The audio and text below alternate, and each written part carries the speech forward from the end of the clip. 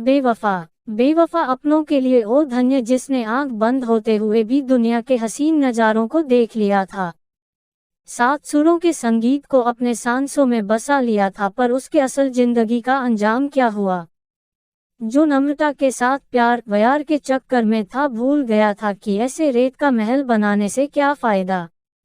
जो खुद ब खुद टूट के बिखर जाए, उसे एहसास ही नहीं था कि एक दिन नम्रता उससे दूर दूर दुनिया में गुम हो जाएगी। आखिर ऐसा क्या हुआ उसके साथ? नम्रता कैसी हो? धन्य ने तार के सहारे पूछा। पाए हेलो के सिलसिले में नम्रता शहर गई हुई थी। मैं बिल्कुल ठीक हूँ धन्य, मेरी पाई जैसे ही पूरी होगी मैं तुम्हारे पास आ जाऊंगी, जवाब देती हुई नम्रता बोली। तो कब आ रही हो नम्रता? तुम बिन मुझे कुछ भी अच्छा नहीं लगता, धन्य ने कहा।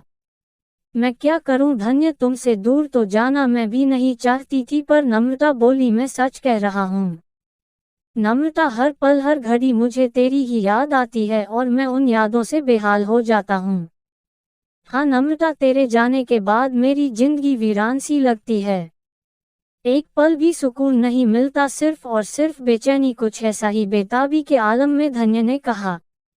बचपन में दोनों ही एक साथ एक ही स्कूल में पढ़ाई किए थे, तब से दोनों एक दूसरे से प्यार करने लगे और धन्य भी नम्रता को अपना मानने लगा। धन्य नम्रता के बिना अपने आप को एकांत महसूस करने लगा। अब तुम अभी जाओ नम्रता, तेरे आने से मेरे उजड़े जिंदगी में फिर से बहार आ जाएगी। अब और मुझसे रहा जाता, बेताबी के आलम में धन्य ने कहा। असल बात, धन्य और नम्रता कक्षा 6वीं से एक ही विद्यालय में पढ़ते थे। दोनों की गहरी दोस्ती हो गई, किसी पार्टी या समारोह में साथ साथ आने जाने लगे।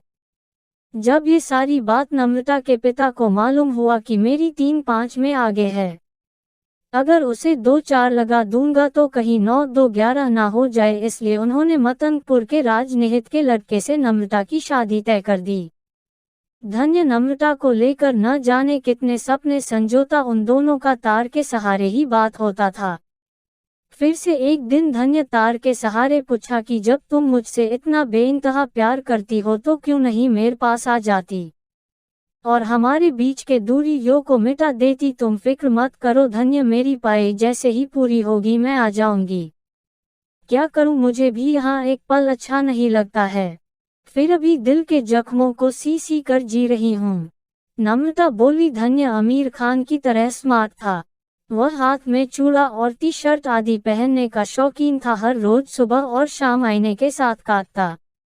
एक दिन हंसी खुशी के साथ मस्त माहौल में बैठकर नम्रता के साथ गुजारे पलों को याद कर रहा था कि वे भी कोई दिन थे जब हम पहली बार किसी पार्टी में मिले थे। लाल सूट पहने मुझे नम्रता भा गई थी। मुझे ऐसा लग रहा था कि मैं ही नम्रता का सच्चा प्रेमी हूँ। तभी अचानक फोन की घंटी बजी। फोन था नम्रता का। धन्य ने फोन उठाया, बोला कैसे नम्रता, आ रही हो ना? मैं बस तुम्हारा ही इंतजार कर रहा हूँ।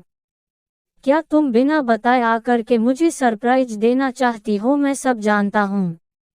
धन्य और कुछ कहता इससे पहले कि फोन कट चुकी थी। फिर फोन की घंटी बजी। इधर से धन्य फोन उठाते ही पहले जैसा दोहराया, बोला क्या हुआ नम्रता, सब ठीक तो है?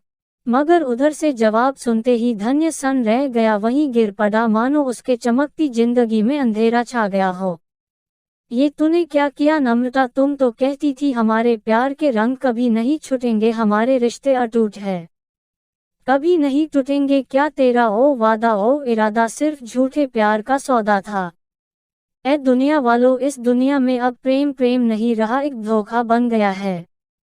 जिसे अपना समझो वही पराया हो जाता है। उन्होंने तो बड़ी आसानी से कह दिया आई हेट यू। एक पल के लिए भी नहीं सोचा कि हमारे ऐसा कहने से उनके नाजुक दिल पर क्या गुजरेगी।